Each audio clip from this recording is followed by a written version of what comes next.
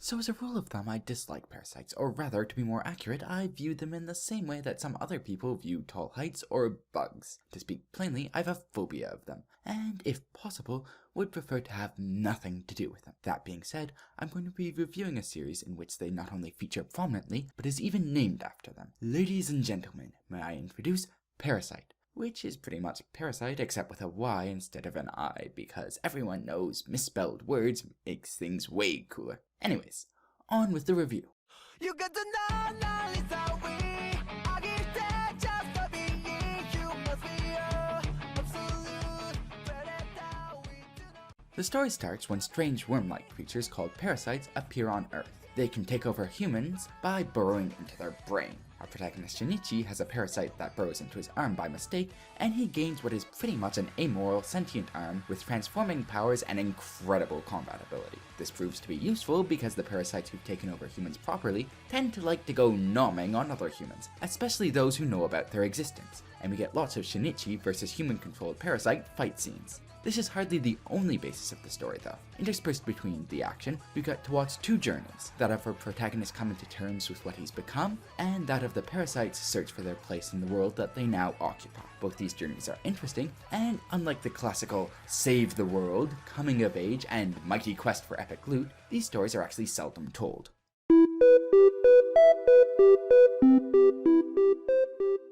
So there are only two characters that I feel are really worth mention. Our protagonist, Shinichi, is initially boring enough that you just know the mangaka was trying to make him feel relatable to everyone. He starts out as average in sports, average in school, an earnest kid without anything really noteworthy about him. He does become much more interesting after the parasite burrows in his arm though, as he becomes more confident, calm and collected, but also loses most of his empathy. The other character that I feel is worth mentioning is actually the parasite that burrowed in Shinichi's arm, Migi. Migi is immoral, pragmatic, with his primary concern just being the maintenance of his own life and hence Shinichi's as well.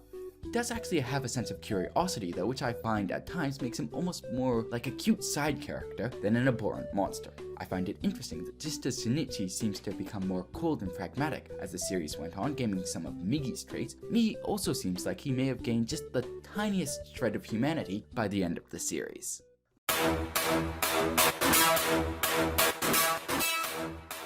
Despite the fact that Parasite is labeled as a horror series, it lacks any real sense of horror to it, because our protagonist is perfectly capable of fighting parasites, and the parasite's thought process, rather than being incomprehensible, often isn't really all that different from humans. We don't really get the whole helplessness or fear of the unknown thing going on. What we do get is a story that is both filled with well-done action scenes and is also thought-provoking. The fight scenes seem to be at a perfect level where the characters have just enough supernatural ability to make things interesting, but thought is still required and power creep is minimized. While both our protagonists and his opponents do get power-ups, as the story goes forwards, they stop well short of getting to the silly landscape-destroying moves. The parasites also play quite an interesting role outside of battle. While one part of the story is Shinichi trying to survive, an equally important part is the parasites trying to figure out how they should incorporate themselves into society. For every parasite that goes around eating humans at every opportunity, there are others who want to become involved in human politics, take on jobs, think about their purpose of existence, and in one case even bear and raise a human child. This raises their status from simply monsters that must be destroyed to that of a sentient being that are every bit as moral and as intelligent as humans, and this makes the story a hell of a lot deeper than just a simple struggle between good and evil.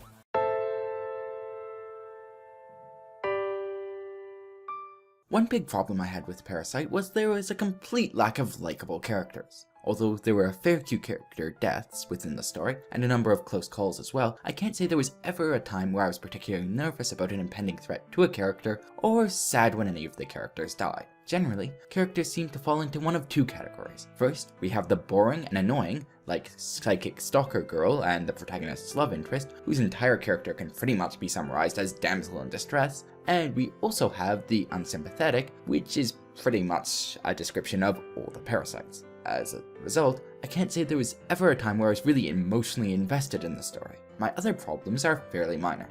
The first, and this is purely a personal taste thing, is the art style. My god, it looks dated. And honestly, sometimes I almost think the regular humans of the story look uglier than the parasites. To be fair, the manga did start being published in the 80s, so his appearance isn't entirely unsurprising, but still.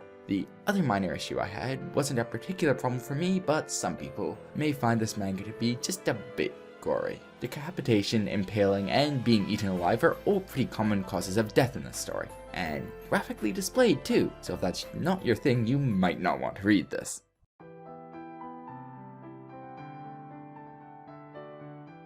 Parasite is one of the better stories I've read in quite a while. If it actually had likable characters, it would be one of the best. I would recommend the story to both fans of action shonen, as well as those who are more into science fiction and more thoughtful seinen.